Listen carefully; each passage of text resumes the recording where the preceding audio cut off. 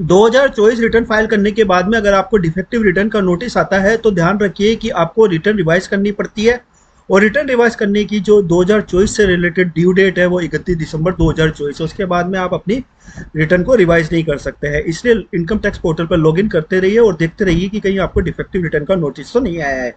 Friends, कुछ reason ऐसे होते हैं जो डिफेक्टिव रिटर्न के कारण बनते हैं, उनको एक एग्जाम्पल से समझते हैं। यहाँ पे हमारा 26 एस है और ये हमारा ITR है। TDS 26 एस के अंदर 20,000 रुपये दिख रहा था, वेयर है जब हमने ITR फाइल करी तो 25,000 रुपये हमने TDS क्लेम किया। ये आपके डिफेक्टिव नोटिस आने का रीजन बनता है। इसी तरीके से TDS में इनकम दिख रही है 8 लाख रुपए की और उससे रिलेटेड TDS दिख रहा है 32,000 रुपये का। जब हमने ITR फाइल करी तो 32,000 रुपये TDS तो पूरा क्लेम कर लिया, लेकिन इनकम दिखाई 6.5 लाख रुपए।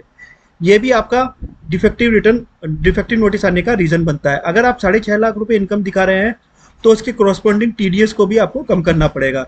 इसी तरीके से आप इनकम टैक्स रिटर्न फाइल करते हैं और उसमें ग्रॉस टोटल इनकम तो नील दिखाते हैं, लेकिन जो TDS है उसको क्लेम कर रहे हैं। तो अगर आप TDS क्लेम कर रहे हैं तो आपका GTI कभी भी जीरो नहीं हो सकता, वो जीरो से ज़्यादा होगा। भले ही वो बेसिक एग्जम्पशन लिमिट से कम हो सकता है, लेकिन वो जीरो नहीं हो सकता। इसी तरीके से जो हमारा AIS है उसमें हमको शॉर्ट टर्म कैपिटल गेन दिख रहा है, लेकिन स्टिल हम ITR 1 फाइल कर रहे हैं।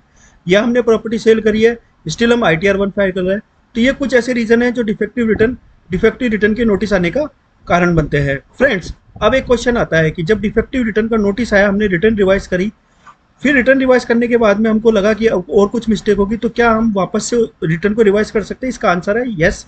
31 दिसंबर 2024 से पहले पहले आप अपनी रिटर्न को कितनी बार भी रिवाइज कर सकते हैं, बशर्ते कि आपकी जो ओरिजिनल रिटर्न है वो ड्यू डेट से पहले फाइल की हुई होनी चाहिए। इसका एक एग्जांपल लेते हैं कि फर्स्ट टाइम हमको डिफेक्टिव रिटर्न का नोटिस आया जब हमने ITR में 25,000 रुपये TDS क्लेम किया था और 26 AS में 20,000 दिख रहा था। नोटिस आने के बाद में हमने अपनी ITR को रिवाइज किया और 20,000 के साथ में रिटर्न फाइल कर दी। जैसे ही हमने रिटर्न फाइल करी, हमें अगेन डिफेक्टिव रिटर्न का नोटिस आता है, क्योंकि हमारी AIS में शॉर्ट टर्म कैपिटल गेन थी और हमने ITR 1 फाइल किया था। अब मैं अगेन वापस से इस रिटर्न को रिवाइज कर सकता हूँ। दूसरा एग्जाम्पल कि यहाँ पर हमको डिफेक्टिव रिटर्न का नोटिस आया, हमने रिवाइज कर दिया।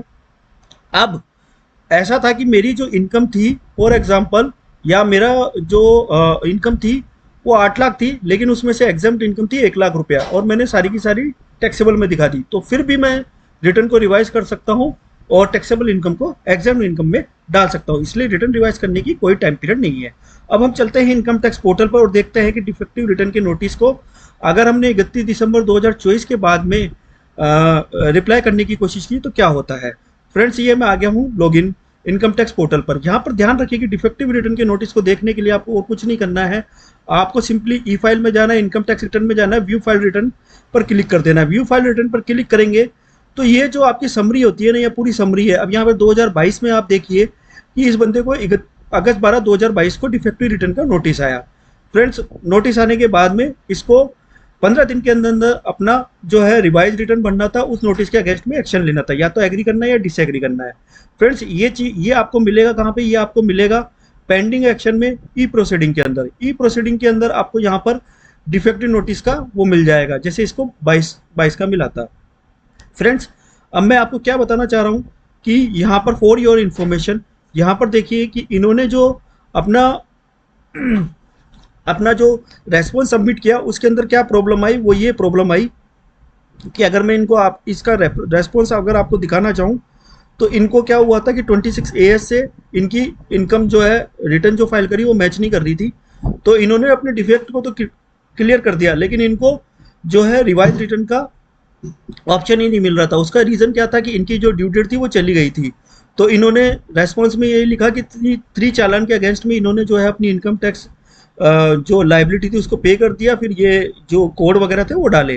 फ्रेंड्स, इसलिए अगर आप रिवाइज रिटर्न करने की ड्यू डेट है उसके बाद में रेस्पॉन्स देंगे तो फिर आपको ये रीज़न करना पड़ेगा। और हो सकता है कि आपका वैलिड जो था पॉइंट थे, लेकिन अब आपको रिटर्न रिवाइज नहीं करनी पड़ रही है, तो हो सकता है कि आपको असेसिंग ऑफिसर ने जो पॉइंट रेज किए उसी को मानना पड़ जाए। इसलिए बिफोर 31 दिसंबर 2024 अगर डिफेक्टिव रिटर्न का कोई नोटिस आ रहा है तो उसका रिप्लाई जरूर करना। रिप्लाई के लिए आपको ऑनलाइन ही रिप्लाई करना होगा, या तो आप उससे एग्री करेंगे या डिसएग्री करेंगे।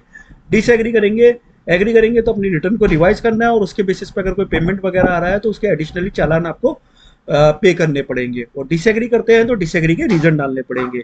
मैंने बता ही दिया है आपको कि पेंडिंग एक्शन में जाके ई प्रोसीडिंग के अंदर आपको ये सब चीज़ें दिखाई देने लगेगी।